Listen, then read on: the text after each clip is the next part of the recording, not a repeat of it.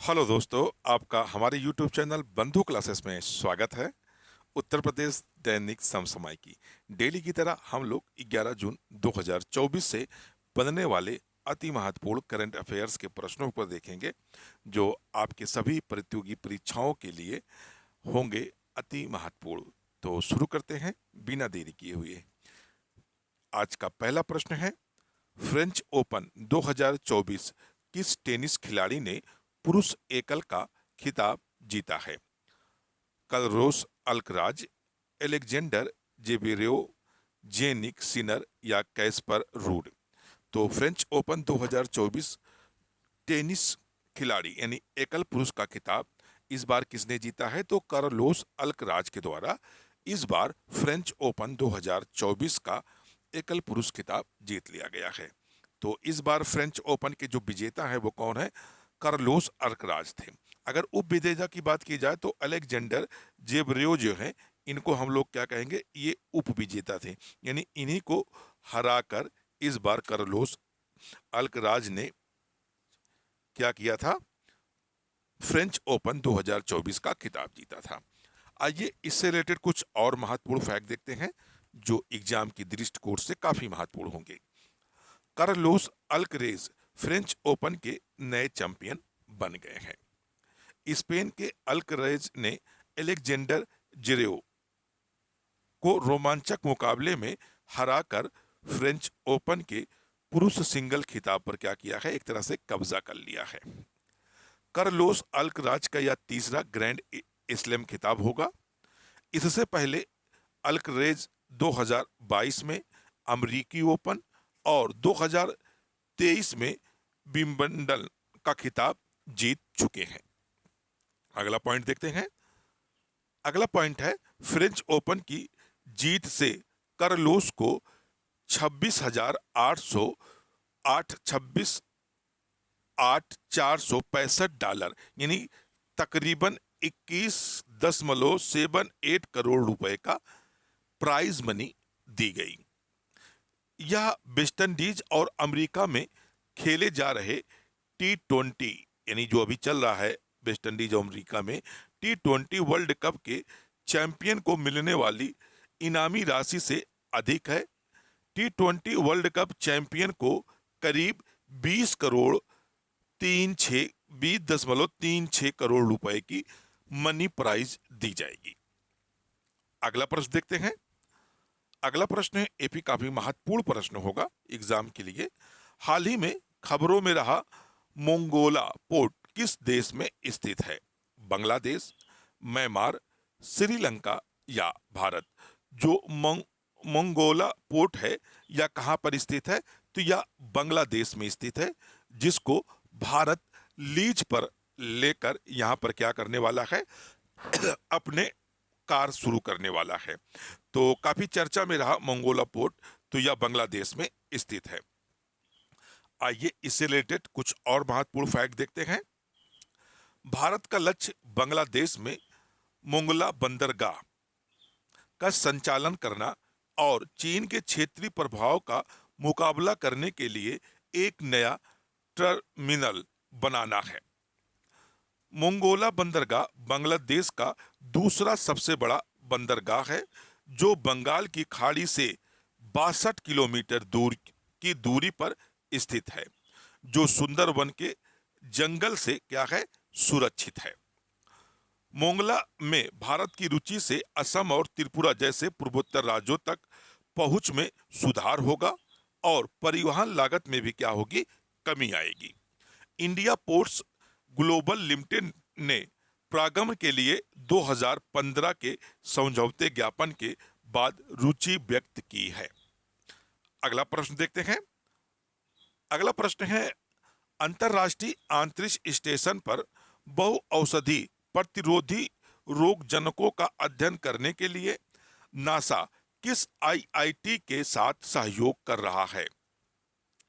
IIT Bombay, IIT Delhi, IIT Madras या ईट कानपुर? एक तरह से कहा जाए आईआईटी कानपुर। तो दोस्तों, जो अंतर्राष्ट्रीय आंतरिक स्टेशन है उस पर बहु औषधि प्रतिरोधी रोगजनों का अध्ययन करने के लिए नासा के द्वारा आईआईटी मद्रास के साथ क्या किया गया है, सहयोग किया गया है। एक तरह से कहा जाए, इसके साथ मिलकर नासा क्या कर रहा है, काम कर रहा है। किसके लिए? तो अंतर्राष्ट्रीय आंतरिक स्टेशन पर बहु औषधि प्रतिरोधी रोग जनकों का अध्ययन करने के लिए नासा और आईआईटी मद्रास एक साथ क्या कर रहे हैं, काम कर रहे हैं। तो आपका राइट आंसर हो जाएगा आईआईटी मद्रास। इससे रिलेटेड कुछ और महत्वपूर्ण फैक्ट देखते हैं। आईआईटी मद्रास और नासा आईएसएस यानी बहु औषधि प्रतिरोधी रोगाणुओं का अध्ययन कर रहे हैं। यह सहयोग नासा की जेट प्रोफेशनल प्रयोगशाला और आईआईटी मद्रास के बीच है। यह साझेदारी अंतरिक्ष की विशिष्ट परिस्थितियों, विशेष रूप से अंतर्राष्ट्रीय अंतरिक्ष स्टेशन पर पहुंच, औषधि प्रतिरोधी रोगाणुओं के व्यवहार और विकास को समझने पर केंद्रित है। अगला पॉइंट देखते हैं। अगला पॉइंट है, इस संस्थान का चयन जीनोमिक अध्ययन में इसकी विशेषज्ञता और क्षमता तथा अंतरिक्ष वातावरण में इसके अनुप्रयोग के लिए किया गया है, जो परियोजना की सफलता के लिए एक महत्वपूर्ण कदम माना जा रहा है। यह अनुसंधान एक विशिष्ट रोगाणु एंट्रोबैक्टर बुकंडाडेसिस पर केंद्रित है, जो पृथ्वी के अस्पतालों में अपनी उपस्थिति के लिए जाना जाता है, और अब आईएसएस पर भी यह पाया गया है, जिससे यह आंतरिक स्वास्थ्य सुरक्षा के लिए एक महत्वपूर्ण विषय बन गया है इस समय। आइए अगला प्रश्न देखते हैं। अगला प्रश्न है, भारत की सबसे बड़ी एथेनॉल क्रैकर परियोजना गेल इंडिया लिमिटेड कहां स्थापित करेगा? मध्य प्रदेश, नई दिल्ली, अरुणाचल प्रदेश या असम? तो गेल के द्वारा, गेल इंडिया यानी एक तरह से कहा जाए, गेल के द्वारा, इंडिया लिमिटेड के द्वारा कहां पर भारत की सबसे बड़ी एथेनॉल क्रैकर परियोजना शुरू की जा रही है? तो यह परियोजना कहां शुरू की जा रही है? तो मध्य प्रदेश में यह परियोजना शुरू की जा रही है। आइए इससे रिलेटेड कुछ और महत्वपूर्ण फैक्ट देखते हैं। गेल इंडिया लिमिटेड ने भारत की सबसे बड़ी एथेनॉल क्रैकर सुविधा स्थापित करने की योजना की घोषणा की है। यह परियोजना मध्य प्रदेश के सीहोर जिले के आष्ठा में स्थापित की जाएगी। इस परियोजना में लगभग 60,000 करोड़ रुपए का महत्वपूर्ण निवेश शामिल होगा, जो इसके पैमाने और आर्थिक प्रभाव पर प्रकाश डालता है।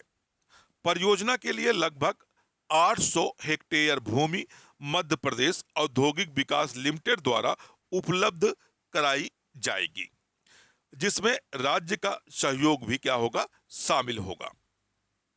अगला प्रश्न देखते हैं, और अगला प्रश्न है, हाल ही में किसने गुडलेप्पा हल्लीकेरी पुरस्कार 2024 जीता है?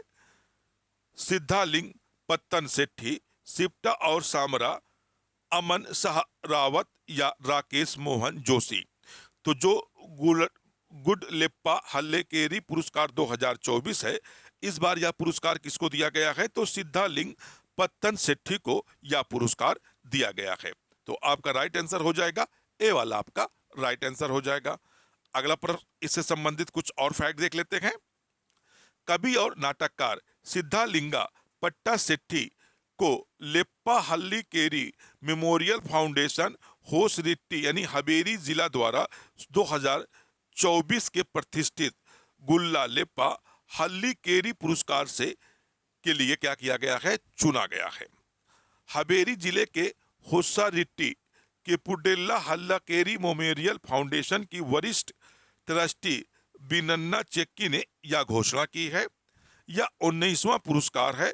यह 6 जून को गुडलेप्पा हल्लीकेरी की जयंती के उपलक्ष्य में प्रदान किया जाएगा। अगले स्टेप की तरफ हम लोग बढ़ते हैं, और अगला स्टेप है कल का रिवीजन।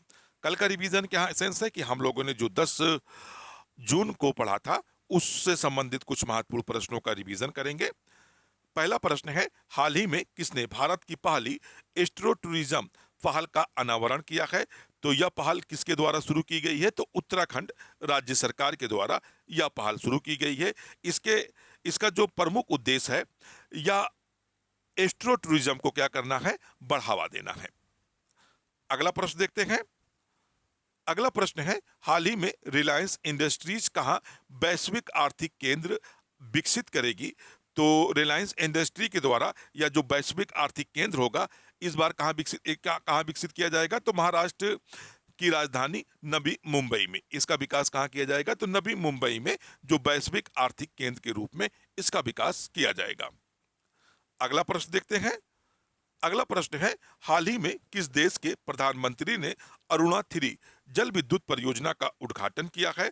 तो जो अरुणा 3 जल विद्युत परियोजना है, इसका उद्घाटन नेपाल के प्रधानमंत्री प्रचंड के द्वारा किया गया है। तो यानी किस देश के प्रधानमंत्री हैं ये? तो नेपाल के प्रधानमंत्री प्रचंड ने अरुणा 3 जल विद्युत परियोजना का हाल ही में अभी क्या किया है? उद्घाटन किया है। अगला प्रश्न देखते हैं। अगला प्रश्न है, हाल ही में भारत और किस देश ने निवेश पर संयुक्त कार्यबल की पहली बैठक आयोजित की है?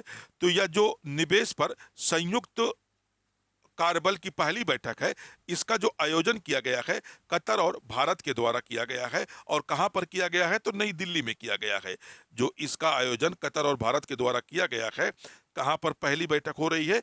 तो यह पहली बैठक नई दिल्ली में आयोजित की गई। अगर देश आपसे पूछ रहा है तो कौन सा देश हो जाएगा? कतर हो जाएगा। आइए अगला प्रश्न देखते हैं। और अगला प्रश्न है, हाल ही में वर्ल्ड गोल्ड काउंसिल के अनुसार दुनिया का तीसरा सबसे बड़ा गोल्ड का खरीदार कौन बना है? तो दुनिया का जो तीसरा गोल्ड खरीदार देश बन गया है, वह कौन सा देश हो जाएगा? भारत हो जाएगा। यानी भारत जो है दुनिया का तीसरा सबसे बड़ा सोने का खरीदार देश बनकर उभरा है। अगर पहले की बात की जाए तो पहले नंबर पर स्विट्जरलैंड है। स्विट्जरलैंड है, तो स्विट्जरलैंड है। और दूसरे नंबर की बात की जाए, दूसरे नंबर पर चीन है। और तीसरे नंबर पर कौन हो जाएगा? तो अपना भारत हो जाएगा। अगर दोस्तों आपको ये वीडियो अच्छा लग रहा हो तो वीडियो को शेयर और लाइक जरूर करिएगा। चैनल पर नए जुड़े हो तो चैनल को सब्सक्राइब कर लीजिएगा। बेल आइकन का बटन जरूर प्रेस करिएगा। फिर मिलते हैं नेक्स्ट वीडियो में। जब तक के लिए धन्यवाद। जय हिंद दोस्तों।